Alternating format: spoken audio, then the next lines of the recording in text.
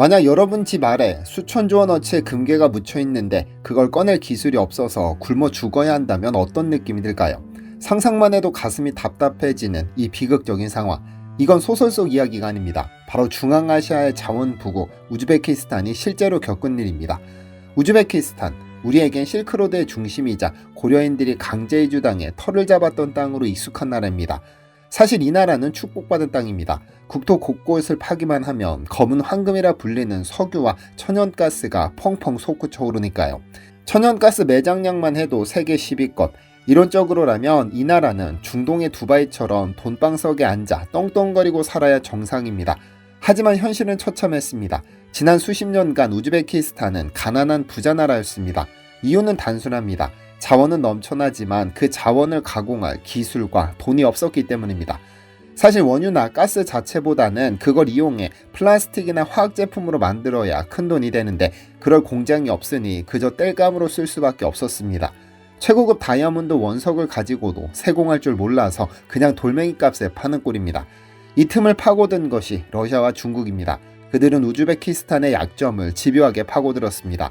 파이프관을 꽂아 귀한 천연가스를 헐값에 쪽쪽 빨아갔죠. 우즈베키스탄 국민들이 피눈물을 흘리며 제발 우리 가스로 공장을 지어달라고 호소했지만 강대국들은 너희에게 기술은 사치라며 콧방귀를 뀌었습니다. 자원부국이라는 타이틀이 무색하게 강대국들의 에너지 식민지나 다름없었던 서러운 세월. 우즈베키스탄 정부는 결단합니다. 더 이상 피 같은 자원을 헐값에 팔아넘길 수 없다. 우리 손으로 화학공장을 짓겠다면서 말이죠. 그렇게 우즈베키스탄 역사상 최대 규모, 국가의 명운을 건 수르길 프로젝트가 세상에 나왔습니다. 하지만 전 세계는 이 프로젝트를 두고 미친 짓이라며 비웃었습니다. 공장을 지어야 할 곳이 인간의 살 수 없는 죽음의 땅이었기 때문입니다. 우즈베키스탄이 개발하려던 곳은 북서부 아라르 인근의 수르길 가스전. 매장량은 엄청나지만 이곳은 공학자들이 무덤으로 불렀던 최악의 환경이었습니다. 여름에는 섭씨 50도가 넘는 살인적인 폭염이 쏟아지고 겨울에는 영하 40도까지 떨어지는 혹한의 땅. 1년 내내 사르르는 모래폭풍이 불어닥쳐 기계란 기계는 모조리 고장내버리는 곳. 심지어 주변에는 도로도 물도 전기시설도 전무한 완벽한 허허벌판이었습니다. 처음 우즈베키스탄 정부가 손을 내민 건 당연히 그 지역을 꽉 잡고 있던 러시아와 중국이었습니다. 러시아의 가스기업들, 중국의 국영 건설사들이 타당성 조사를 위해 수르길에 왔습니다. 하지만 현장을 둘러본 그들의 반응은 한결같았습니다. 이런 사막 한가운데 축구장 140개 크기의 화학단지를 짓는 것 미친 짓이라거나 물류비만 해도 천문학적이기 때문에 수지가 안 맞는다며 세계적인 엔지니어들도 혀를 내두르며 짐을 쌌습니다. 우즈베키스탄의 꿈이 산산조각 나려던 바로 그 순간 절망에 빠진 우즈베키스탄 정부 앞에 한국이 손을 들고 나섰습니다. 안녕하세요, 디스멘털입니다. 2006년 한국전력, 롯데케미칼, 가스공사 등으로 구성된 한국 컨소시엄은 전 세계가 미쳤다고 평가했던 사업에 뛰어들었습니다. 사업 규모 무려 39억 달러, 한화 약 4조 원이었죠. 당시 대한민국 해외 건설 수주 역사상 손에 꼽히는 초대형 프로젝트였는데요. 전 세계 언론은 경악했습니다. 아니 조롱했습니다. 러시아와 중국도 포기한 땅이다. 한국 기업들이 돈독이 올라서 제정신이 아니다. 저기 들어가면 뼈도 못 추린다. 한국 건설사들의 무덤이 될 것이다. 하지만 그들은 몰랐습니다. 대한민국은 1970년대 50도의 열기 속에서도 중동의 사막 위에 주발 항만을 건설했던 사막의 정복자였다는 사실을 말입니다. 남들이 안 된다고 할 때 하면 된다고 외치며 삽을 드는 민족. 모두가 도망친 죽음의 땅 수르길. 그곳에서 대한민국 건설 전사들의 처절한 사투가 시작됐습니다. 여기는 사람이 일할 곳이 아닙니다. 지옥입니다. 현장에 처음 도착한 외국 감리단의 첫마디였습니다. 수르길 프로젝트가 진행된 우즈베키스탄의 우스튜르트 고원. 이곳은 자연이 인간에게 허락하지 않은 금단의 땅이었습니다. 여름이 되면 태양은 사막을 달고 기온을 섭씨 50도까지 끌어올립니다.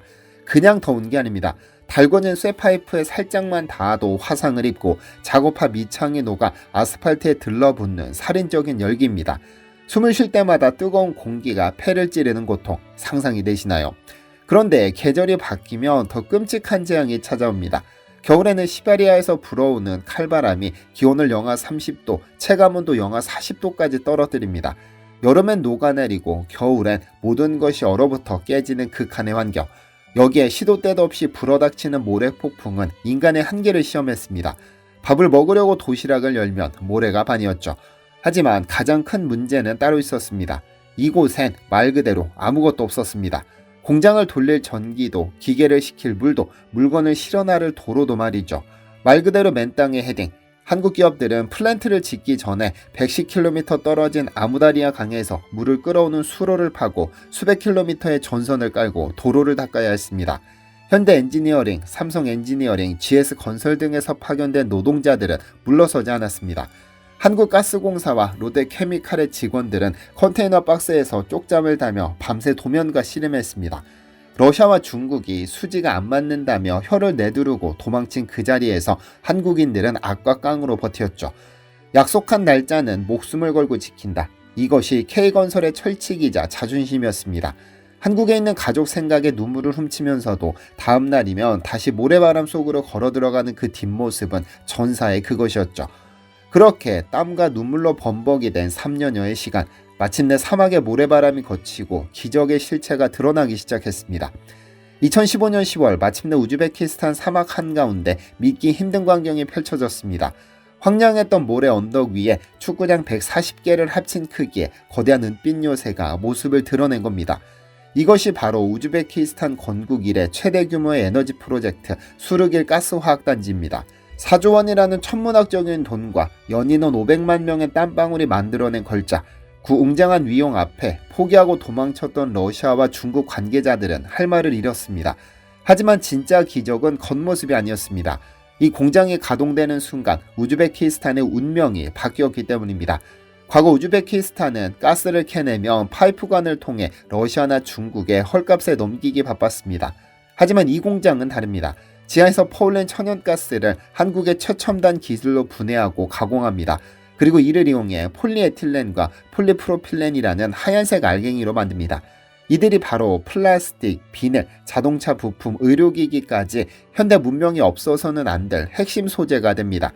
가스 상태로 팔 때는 10원이었던 것이 이 알갱이로 변하는 순간 100원, 200원의 가치를 가진 보석이 되는 겁니다.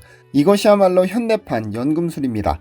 단순히 자원을 파는 1차원적 경제에서 고부가 가치 제품을 생산하는 첨단 산업 국가로 한국 기업들은 단순히 공장을 하나 지어준 게 아닙니다. 우즈베키스탄이라는 나라의 경제 심장을 새로 이식해 준 겁니다.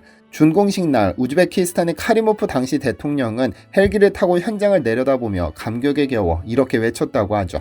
이것은 단순한 공장이 아니다. 사막에 핀 꽃이자 우리 우즈베키스탄의 미래다. 한국 친구들이 아니었으면 불가능했을 기적이다 라고 말이죠. 사막의 모래바람 속에 묻혀 사라질 뻔했던 가스전, 그곳에 한국인의 손길이 닿자 중앙아시아 전체를 먹여 살릴 거대한 인공호흡기가 되어 쉼없이 돌아가기 시작했습니다.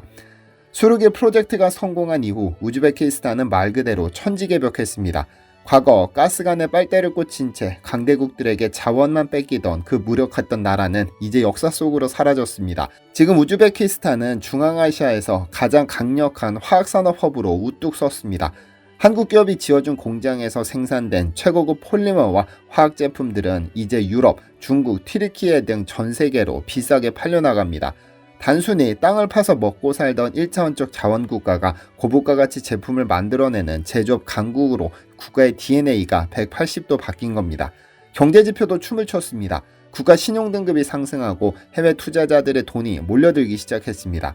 무엇보다 가장 큰 선물은 일자리였습니다. 수르길 단지와 연계된 산업에서 수만 개의 양질의 일자리가 생겨났으니까요. 일자리가 없어 해외로 떠돌던 우즈베키스탄 청년들이 고국으로 돌아와 한국 기술로 지어진 공장에서 미래를 꿈꾸기 시작했습니다.